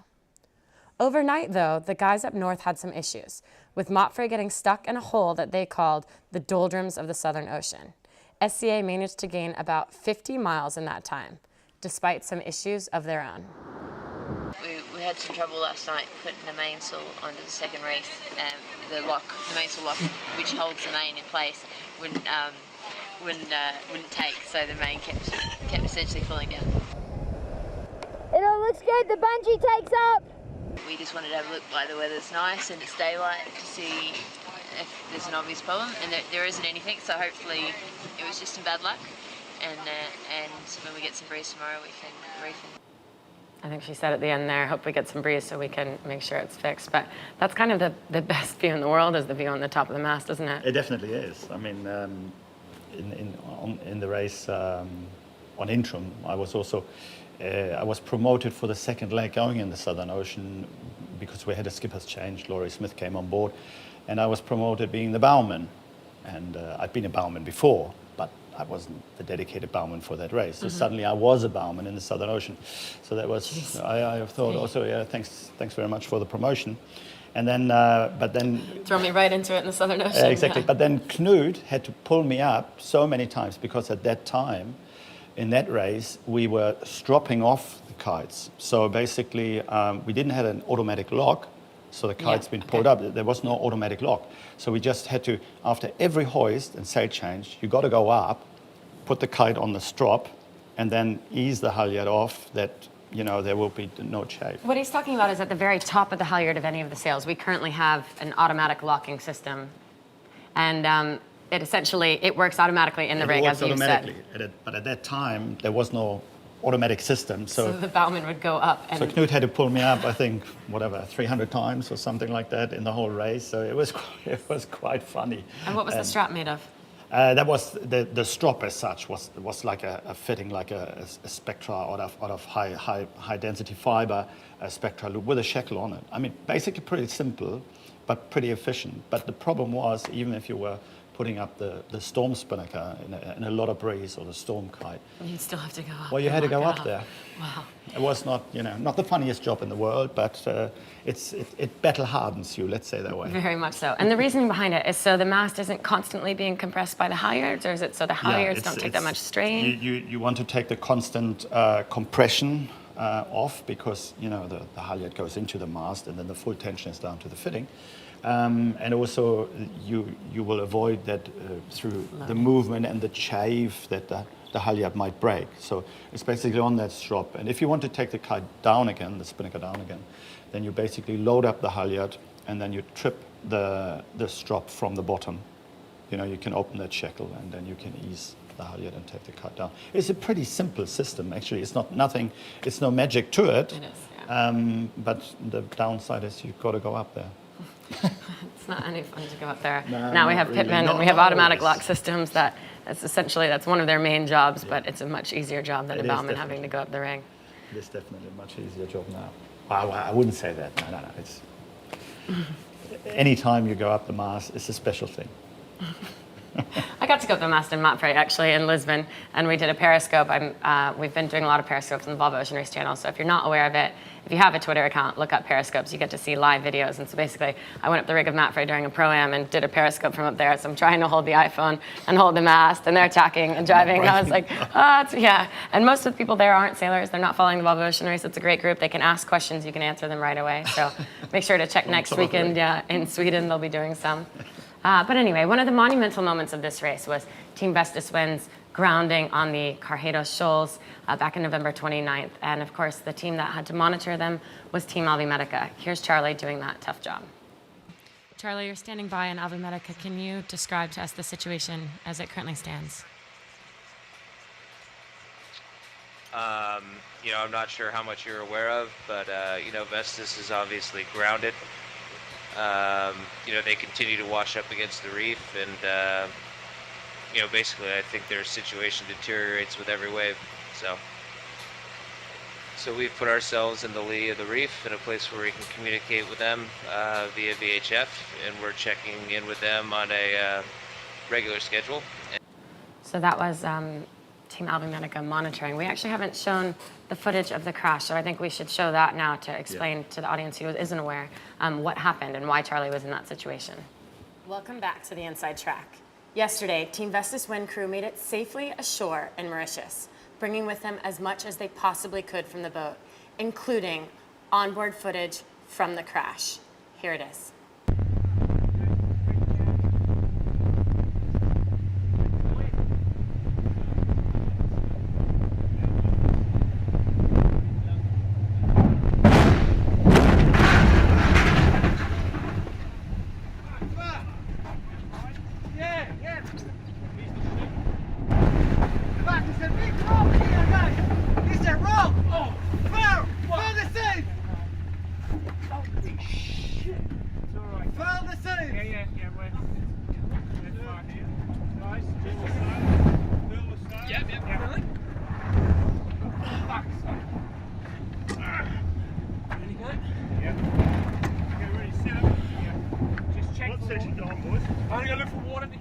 It was just a horrible experience. Absolutely horrible moment. I mean, you would not expect running aground in the round the world race, you know, where you normally sail in deep waters. And I mean, it was absolute drama. And the thing also, something that is quite interesting if you have a look at how a canting keel boat runs aground, because this boat, Vestas Wind, ended up reverse basically on the shoals because the stern was completely destroyed. But if the keel is canted and you run aground, it's basically your keel, you know, you've got the dagger board down, and the big bang we see in the footage there is probably the dagger board breaking, you know, the whole dagger board being disintegrated. And then when the boat hits the shore, basically the boat, with the inertia it has from the boat speed, it pivots around the canted keel. So it's not like a normal keel that is straight down on the boat and you just hit the ground and you just do like this. Yeah. So this is quite interesting because it pivots around, and it must be quite. It happened at night, and it must have been quite irritating for everybody on board. You know, you hit it, and you turn around, and you suddenly have to realize you've run aground on a shore. I think then the hard part was they basically said it was like being in a car wreck. Every 2 or 3 minutes they were having these sets of waves come through and push them further and further back on the reef, and they had to hold on like you're in a car accident repeatedly, and they were told not to get in the water because there were sharks, and of course there's a reef, so you don't necessarily want to run into the reef. It's it was the worst just like situation you can be in. Absolutely worst. I think it's a huge props to that team that they have come back in, that they've fixed the boat, that Nicholson has basically kept the entire, almost all but two, group together to say, let's finish this right, let's do this properly, let's show our sponsor, show ourselves, show everyone what we can do, and it was an amazing achievement. Of course, the rebuild of that boat was just a huge. It was pretty quick. Yeah. Have you ever actually seen any rebuild that quick? Well, I've seen. Well, in the mid-'80s, there was an Emirates Cup boat. We built like a 45-footer that we built in Germany that was built in 28 days. From the idea of the owner till the start of the Emirates Cup trials in Germany. But that was a pretty crazy program overall. Yeah. But what they've done, I mean, and that's not so much, you know, equipment and technicality on a boat like that. Yeah. But these days, and the rebuild of this boat, it's a massive achievement. It's just great. I mean, it's just, you know, also you have to make the call because the boat should stay in, you know, should be used still as a Volvo 65. So you gotta build it properly. You know, you can't just rush it. You know, and that's also what took the time, I guess. Yeah, and it had to be one design. I think, unfortunately, that's the whole big problem is everything has to fit into the exact perfect rules. And James Deck, the measure of the class, I mean, he was monitoring it apparently very quickly. They were very perfectly, exactly, they're very precisely to just keep the boat as a Volvo 65, you know, just to make it a proper boat. And then it was incredible. They made it to Lisbon, and then were able to finish second in that first leg back. Yeah, good. Out of the box, perfect. It was excellent. All right, now we have out on the water one of the three fighting for the podium positions on board Montfray. It's Rob Greenhatch. Rob, and your steering. Tell us how big this fight has been for you guys this morning and how important this fight is. I think this whole leg is, you know, it's been all about trying to finish between second and fifth overall, and we had a bad start out of Den Haag. We made a bit of mistakes, so we've been on the back foot a bit. But you know, it's all been real close this morning and last night, so anything can happen. And you know, we're in the fight. For us, it's for fourth right now. Obviously, Dongfeng and Brunel fighting for second and third. Unfortunately, it's a little bit hard for us to hear you. I'm not sure if you could get that mic any closer to your mouth, but I'm aware you're steering, so it's not like you can move and get away from the wind. But why this tacking duel at the coast? What's the reasoning behind you guys tacking into shore repeatedly? Yeah, the wind's just slowly going right, so we're just trying to make sure we're inside the shift. Obviously, everyone's tacking on each other, so you know, obviously got to keep your clear air and fight for the inside lane. Generally, though, the rich get a bit richer as everyone gets screwed up a little. And you've said you're aware how close this is and how important this is for the scores. Are you guys thinking about what it would mean now if you're in fourth to have this tie go to the final in-port race in Gothenburg, or is it just everything you can do now to not be in a tiebreak and to get up to the possibility of being second? Ideally, we'd avoid the tiebreak, but very happy to overtake one boat right now. That's obviously the goal.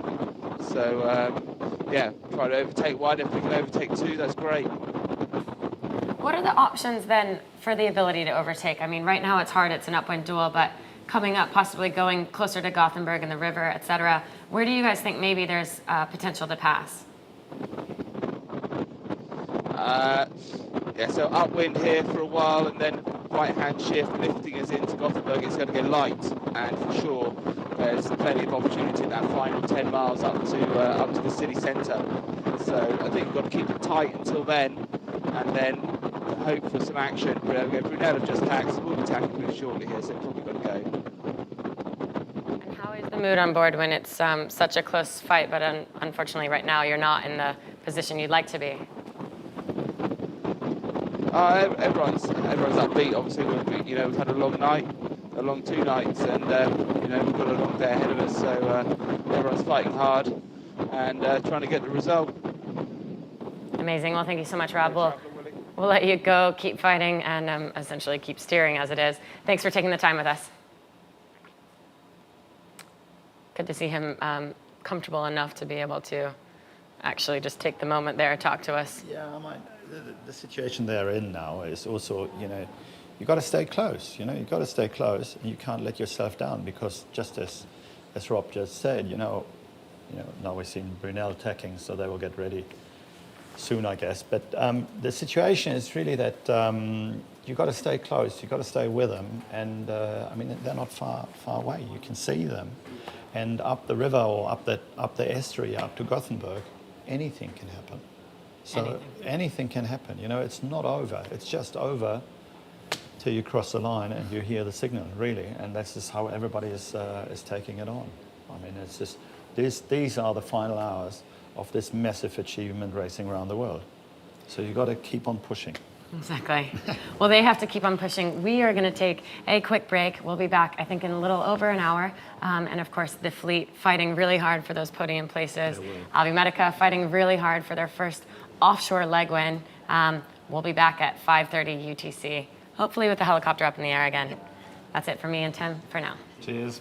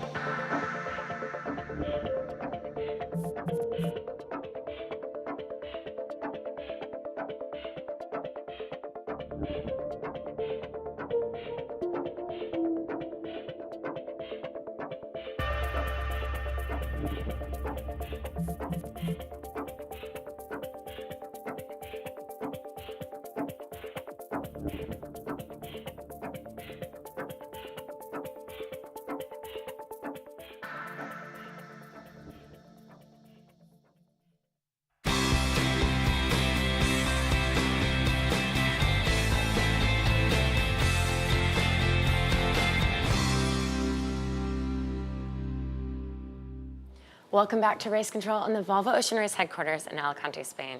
I'm Jenny Tulloch, and that's probably the last time I will say that phrase, as the fleet is now 30 miles from the finish line in Gothenburg, Sweden.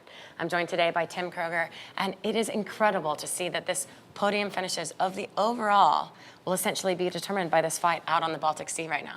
Yeah, it's really amazing. After 9 months around the world, to see all these boats so close together, inside of each other, and getting ready to finish in Gothenburg. I mean, this is amazing. It's fantastic.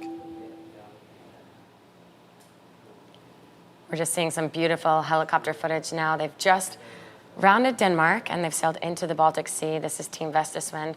Of course, the boat that's had possibly the roughest time in this Volvo Ocean Race, having been shipwrecked, then, as you called it earlier, a phoenix from the ashes. They were able to resurrect the top half of the boat, join it with the new bottom half, get back into the race in Lisbon.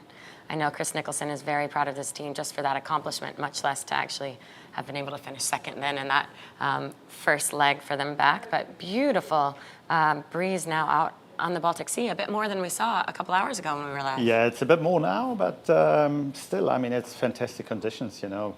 Bright sun's coming up. I mean, it's not so nice and warm. It's a bit chilly, but flat waters. I mean, perfect conditions actually to sail the boats to maximum performance upwind. I mean, it's just great.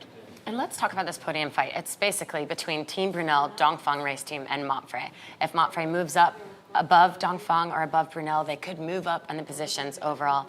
Right now, if they stay fourth, they actually drop from their overall fourth place to fifth place behind Albi Medica, who's currently winning. So it is a huge moment in the race for at least that team, who's essentially backs against the wall. What do you think they can do, especially with the other two ahead of them at this moment? It is so hard to do anything different. I mean, the only thing, I mean, they're doing the right thing. There's no doubt about it. They just keep close. I mean, that's what you have to do, because you will not find any other options. I mean, the boats, after rounding Skagen, they have all sailed into the predicted right-hand shift. Albi Medica got the shift first, being ahead. They put in a cover tag to cover the pack of the three.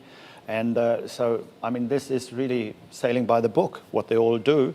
And Montfray, I mean, they just have to stay close, because from the tower or from the lighthouse, Troubadour, where it goes into the estuary up to Gothenburg, from then onwards, there is maybe something to happen, because then we have the influence of the shore. It's getting narrow, and maybe there's something to gain for them. But right now, it's pretty clear what's going to happen and who's doing what move to cover the own assets. It's open sea sailing at this point, essentially. Team Brunel, they're going upwind as well, which doesn't make it easy for the chasing boat. So Team Brunel in the lead, Dongfang just behind them. Looks like they could be affected by Brunel. And actually, Montfray's got a bit of leverage by being higher than Dongfang at this point. Yeah, I mean, it's just on that, well, I think we have the rule of thumb normally, like seven times the height of the rig, and then you get affected or not. But I mean, they're further. They're far away enough to not getting affected. So, and if so, they would tag. But it's all touch and go. You know, you could see it on your numbers as well. If you go a lot slower, then you will be affected. But they're all doing the same speed now. And as you said, then there's the finish in Gothenburg, and so there is a final tight fight at the end there that could see some mixing up. Yeah, absolutely. And Simon Fisher, the navigator of Abu Dhabi, said recently to us that when they got there last time, they got basically pimped by Port Kayat and on board Pirates of the Caribbean on that boat. And so there is always something that could happen on the final miles into Gothenburg. So it's not all over, you know. So it is still, I mean, the most amazing thing is that all these boats are so close and they're inside of each other, and that makes it so fantastic. I think that's, we're seeing Vestas now, and I think he's actually asking the helicopter to get out of the way. Perhaps he was pointing up directly to the helicopter. So yeah, I think they're getting ready to tag probably. They've got the stack on the other side already. And so we saw him. They're going to swing her through in a minute, I guess. Yeah, we just saw him switch back on. He had Nikolai Sehested driving a second ago. He went down below for some short period of time, because originally we saw him driving, and now he's back driving as well. So not quite sure whether he was just checking navigationally if that was the right move, or checking with Tom Addis, who might be down below at this point. But as you said, there they are, done with the tack. There's been a lot of tacking for all of the fleet this morning, especially with that threesome. They did a number of tacks up the shore of Denmark. Yeah, definitely. I mean, it's just instigated. You know, if you're on your own, you can probably sail straighter line and just wait for the shift to come. But in this case, if in a pack of 3 boats, if somebody opens the dance, you know, then you have to go with them, because you can't just let them go. And this is what happens. So it's a little bit, there are more tacks than you would do if you would be on your own. So this is the situation. But of course, you know, the guy behind, he very often tries to open the dance to just get some action going, to see maybe there is something to gain, maybe somebody. Well, the guy who will know that the best, at least on board Dongfang race team, is skipper Charles Cadralia. He's on the line now. Charles, we're just talking about this huge fight that the 3 of you guys have had this morning, a big tacking duel up the coast of Denmark and now out in the Baltic Sea. What is your thought process in the tactics and strategy this morning?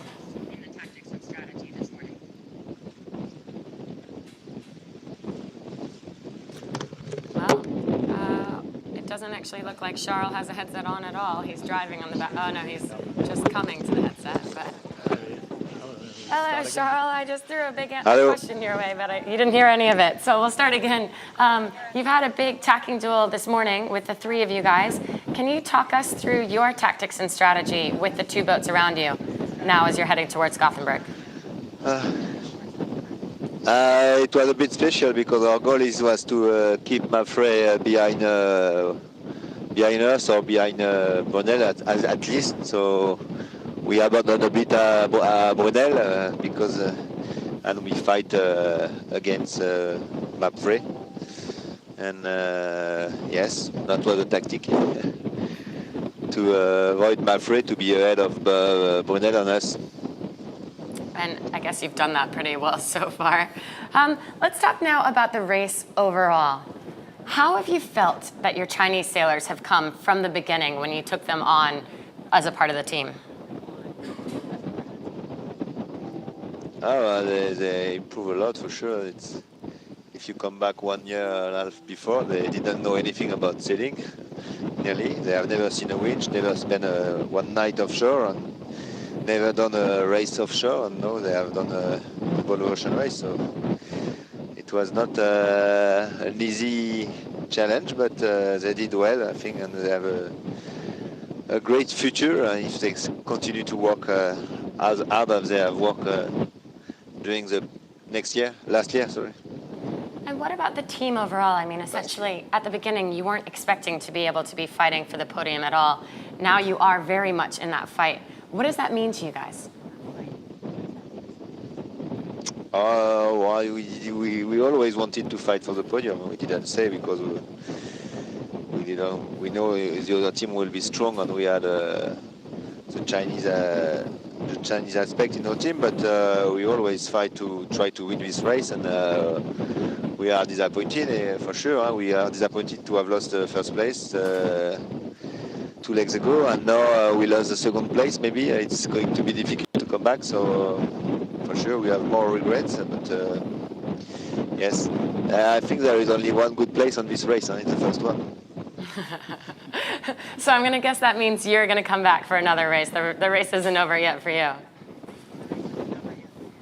Yeah, but yeah, maybe. Okay, With the Charles. faster boat, I will come back.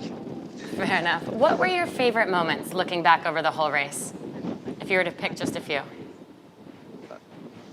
I think the finish line in Newport was just fantastic after the leg breaking the mast, and the fight with Abu Dhabi. I think it was really for everybody. It was the most fantastic time, and I remember this finishing line. And the finish, it was also great because it was full of people on the water, and it was really fantastic. That was actually just incredible to see you guys win a leg after such heartbreak of the broken mast. Would you say that the broken mast was the hardest moment of this race for you? I don't think so. I think the hardest moment was the finishing line in Lisbon, and where we lost. Hello? There.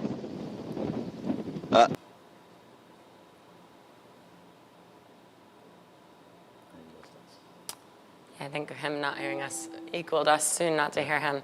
But that's an interesting comment. He basically said the finish line in Lisbon, where they actually did finish 7th. So harder for him to lose the race racing than it was for him to lose the mast and have to pull out of a leg. Yeah, especially if you have you know, problems with the equipment and you have the chance to come back. I mean, this is also a race in itself.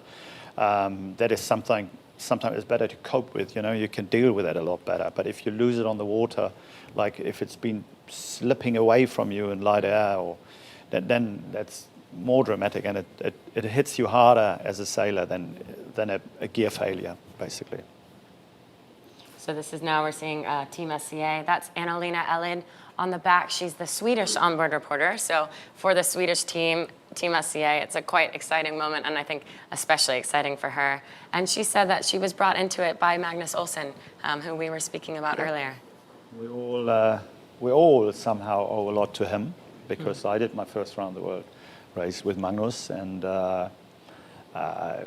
sailing with him, or having sailed with him, was also quite special, because it helped me also to make that final decision to do this career and keep on racing as a professional yachtman. So everybody in Sweden, and especially the around the world community, they owe a lot to Magnus, to Roger Nielsen, to Gunnar Krantz, you know, these 3 guys that were the players at the time when it was all evolving. And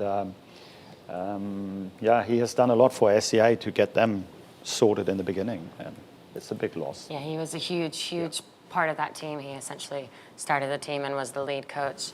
And I think a big part of their mentality and their philosophy as well. They always said that he had such a love for the Volvo Ocean Race, such a love for ocean sailing, and such a happy demeanor all the time. Yeah, Magnus was always, he always came across happy, but when he was a little bit, well, pissed off in some context, then you could feel it in his happiness, because there was a difference in it. It was still happy, but you could see that, okay, something's not so happy. But it was he was an amazing character, definitely, no doubt. Well, he would have been very proud of that team for their last leg win in Lorient. I know they did a very special tribute to him around Cape Horn. They put a wreath in the water that they've carried the whole way along, and Cape Horn being such a monumental. It is. It is a monumental thing, and it's fantastic to sail around it. It's quite cool. How many Cape Horn runnings have you done? I've done 2, and the second time I took some water with me in a little old jar, you know, like a coffee whitener jar. Took it home, and I didn't have kids at that time, but we used the water later to christen the kids with that water. Oh, wow. Oh, Put it in the freezer. Put it in the freezer. Oh, that's so nice. Well, let's take a look back over Cape Horn moments. It's great. Oh, man. How many years we've been working on getting here? Well, I mean, a third of my life, and I'm old balls now, a third of it. So it's been a long time. Long time coming. Can't think of a better group to do it with. Can't think of a better way to get here. So, pretty special day. Yeah.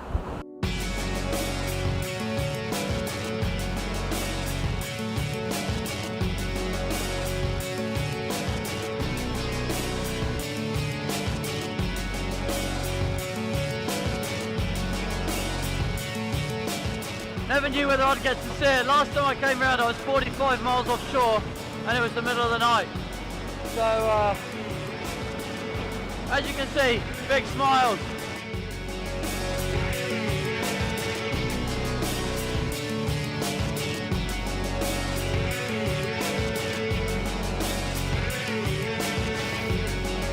How many times came for you? 9. And you still enjoy it? Yeah, I love it.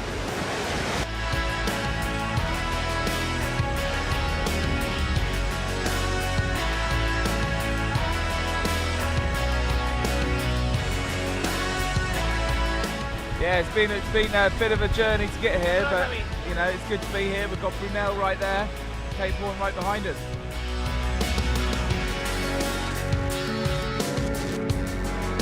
Just incredible, some of those images. Yeah, it's fantastic footage. I mean, how the boat's lighting up in these conditions is just amazing. I mean, it's just hooning around the horn. Yeah, exactly. Fantastic. And it was great as well that Albi Medica led her on the horn. They were the young team. They weren't expecting. Charlie basically said he had dreamed about Cape Horn ever since he dreamed about the Volvo Ocean Race, but he had never dreamed he would be winning around Cape Horn. And then, of course, they didn't win that leg. That's fantastic. It's a not a special scoring moment. gate. It is a special moment. When in my first round of the world race with Interim UCCA, we were also from the whole fleet because we had like maxis, like New Zealand Endeavour, maxis and Whitbread or Volvo 60s then in the race. And we were leading the fleet around the horn in my first race. So that was also a special moment. Fantastic. Never forget that. Now we have on the line, we have Justin Slattery, the bowman of Abu Dhabi. Juddy, how is it out there? How's the fight? And do you think you guys have any chance of catching up to those 3 boats in front of you? Good morning, Jenny. Yeah, it's a beautiful morning here just outside Sweden. We're some 25, 30 miles to finish now, and we can see Dongfeng Racing, Brunel, and Alba Medica, and Mafred just up here over my my right shoulder. So they're not far away. Some 4.5 miles to 3 of the boats, and then Alba Medica are further 2 or 3 miles on. So yeah, there's still a lot of racing left. I guess the Alba Medica have a nice little lead, but going into the entrance of Gothenburg into the archipelago and then on up the river all the way up into Gothenburg city, a lot can happen as we've seen in the past in other harbours. So, you know, it's not over till we're across the finish line. So we'll be fighting all the way. Is that how you guys feel about the race win as well? I mean, do you think that you actually essentially haven't won this race until you cross that finish line in Gothenburg? No, certainly speaking for myself, I don't think we've won the race till I pick that trophy up at the end of the day, or when we've crossed this line here in Gothenburg this morning. There's been a lot of press about every which way we can lose this race between Lorient and Gothenburg, so it does play a little bit on you. And we had an absolutely horrendous forecast from Scheveningen up to Gothenburg, where we were literally going to be drifting in and out of traffic separation zones under current with no wind and that kind of stuff. So glad all of that's out of the way now, and there's not much apart from a few ships between us and Gothenburg, and hopefully some good racing. Maybe a few islands as well. You guys have come a long way in this race, and essentially, you may not think you have it yet, but you have at least one hand on the trophy. How has the team come together, though, over the last 9 months to then essentially be winning this race? Yeah, I think the team has come together very well. Well, back in the early days, I guess Ian selected a crew who he knew very well. You know, myself, Sci-Fi, and Phil Harmer, Neil MacDonald, and myself, all from the Green Dragon days. So yeah, we've all as a group done a lot of sailing together even before we started. So there wasn't really a lot of gelling time required. So we kind of bypassed a lot of that stage and straight into business, I guess, when we first got together in February last year, or down to business of all our prep work and training. And I think to date, we sailed some 18,000 miles before the start of the race in Alicante. Ticked all those very important boxes. For me, it's always really important to do some transatlantic type sailing, which we did. We did 2 of those and ran Britain and Ireland. We had a very successful race there, winning the race and breaking the record. And that was before we even started out in Alicante. So I think from the beginning, we had all the early signs of a very solid team. And yeah, that's what Ian wanted to put together. I guess it's the talent is not really the difficult thing to find in some ways. It's the personalities that are going to get on together for 9 months in such a close environment like this.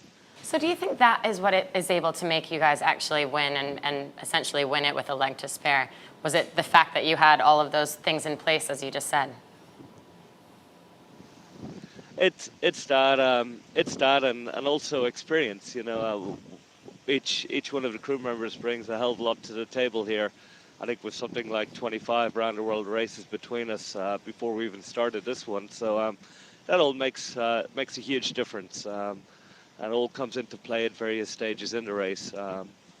And this race as well, I knew we had a very tough race on the Zam last time. And Ian and I have spoke a lot about it, I guess, in the years in between. But I knew coming into this one being one design, it's the kind of race that really soon suits Ian and his style of sailing. So I was very confident, I guess, getting involved in this campaign in the early days that we certainly had on paper the material to go out there and win the race. I have Tim Kroger with me as well. Justin. Justin, Timmy here. How are you, mate? You're good. Hey, Timmy. How are you doing? Very well. I mean, well done, eh? Big achievement. And a question from me. Do you think the strain you guys had on board, I mean, the strain on the crew, the strain on the people, has been another level in comparison to the last races? I mean, with a one design concept? Yes, absolutely. No, it has. I'm sure. I feel probably 4 or 5 years older. It's only been 9 months. But, yeah, you can see it. You can see it in the guides, you know, especially these last few legs. We really felt like we've kind of done the work, done the hard yards, pulled off the results, you know, got a pretty much unsaleable lead. But still, the stress of just finishing these last few legs unscathed without anything going wrong is huge. And then throughout the race, you know, just getting used to sailing in close proximity to the entire fleet.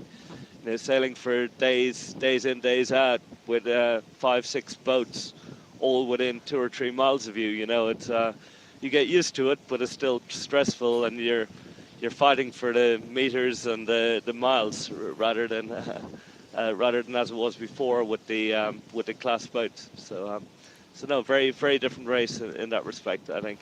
So if you were to, I guess the 70s. Go keep ahead. going. No, go ahead. No, I guess the Volvo 70s in the past were stressful boats in themselves to race, whereas this race it's more the people who are racing against create the stress. So. Do you think that's the hardest part of the race, or would you say you actually had? Like, what were the hardest moments of the entire race if you were to look back on it? No, there's definitely been some very tough sailing moments as well. I think, you know, Southern Ocean, I guess, is one. It's always a huge milestone in this race, and we ended up having a fantastic leg, and kind of everything seemed to go our way in the end. And we sailed a very good race, I think, in the Southern Ocean. It's one of the toughest legs in the race, especially Timmy will know well there, knowing when to back off, when to push really hard.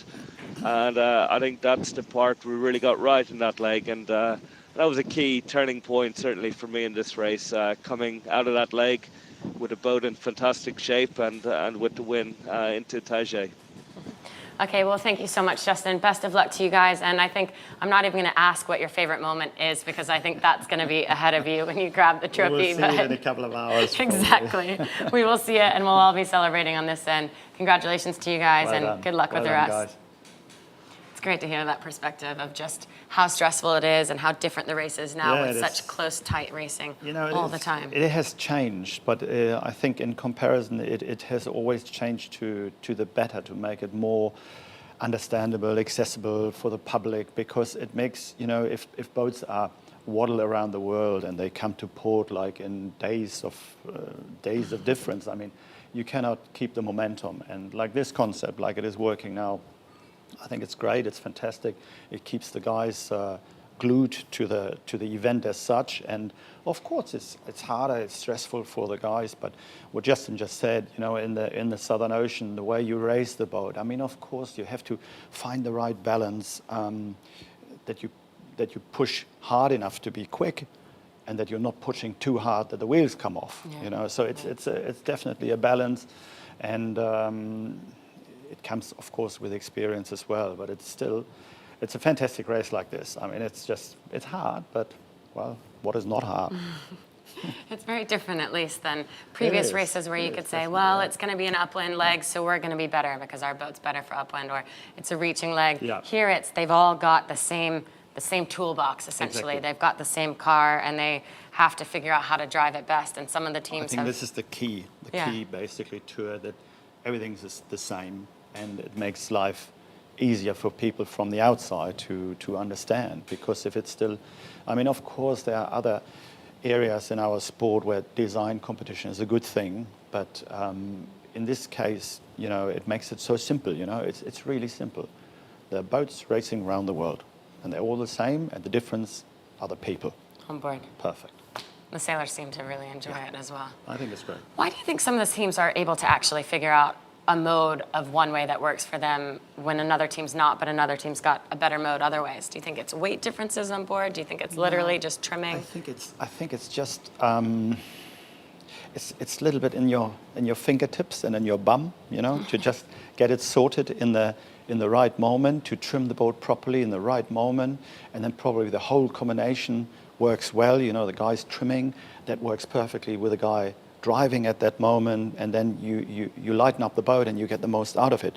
And you have on another boat, you have a different combination, and they don't get it sorted right now, and it's a bit of a situation where it doesn't feel well or feel right, and then the distance between these boats, the conditions might change a little bit, and then you drop out of it, and then you're a little bit behind, and it's hard to catch up. I mean, it's what these guys are doing, and also what Charles Coudray said. I mean, of course, he covers Mapfre, and Brunel is covering them. Yeah. So it's a very simple game, and every one of them, all three boats, they know exactly what the game plan is. And it's one good covering race around the world. The only passing lane that can come up is basically from Troubadour, from the lighthouse in front of Gothenburg, up the estuary through the archipelago. There is still an opportunity, but they will look after each other in a pretty tough and rough way. Well, there was another part of the world where they were in a small area with the boats and also a lot of other ships. That was the Malacca Straits. Here's a video of just how crazy the madness was when they were around there in Malacca.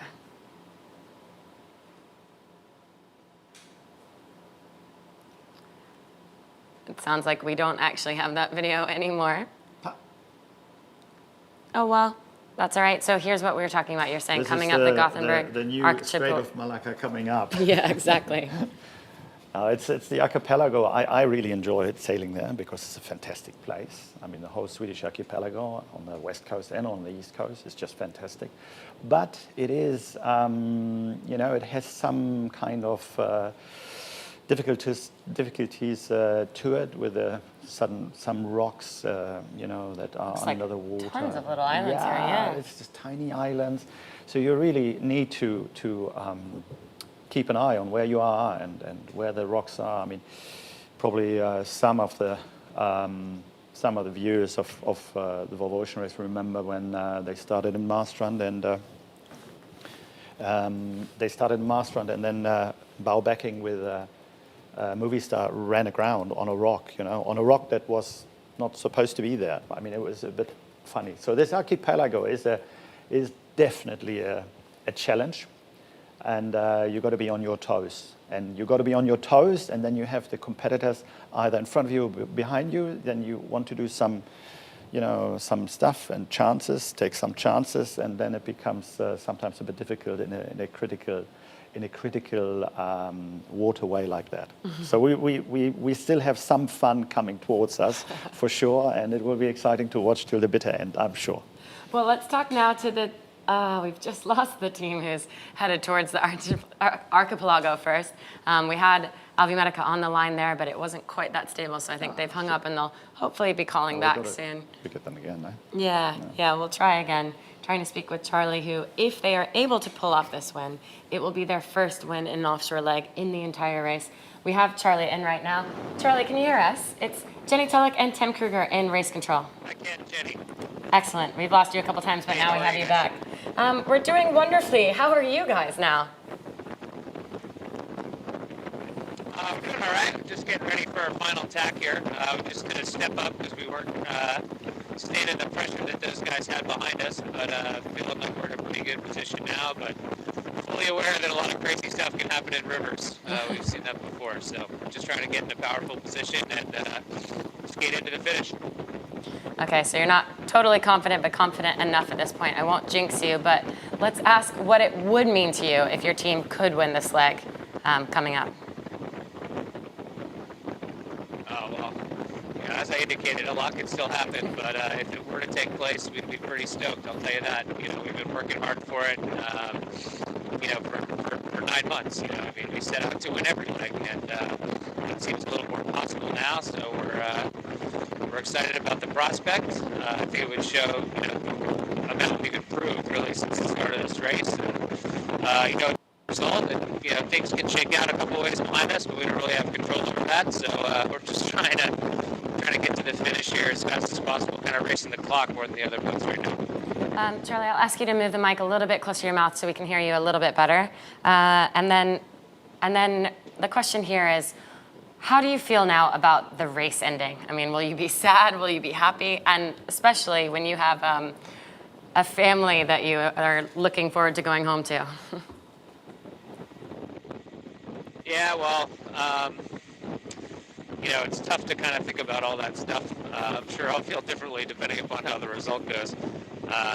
But, just try to focus on the now. And I'm sure, tonight, tomorrow, all that stuff will start, thinking about how it really feels and what has had time to set in. It's been a big commitment, obviously. You make a lot of sacrifices to do a race like this. It'll be really nice to be home and spend some time with my family, albeit brief.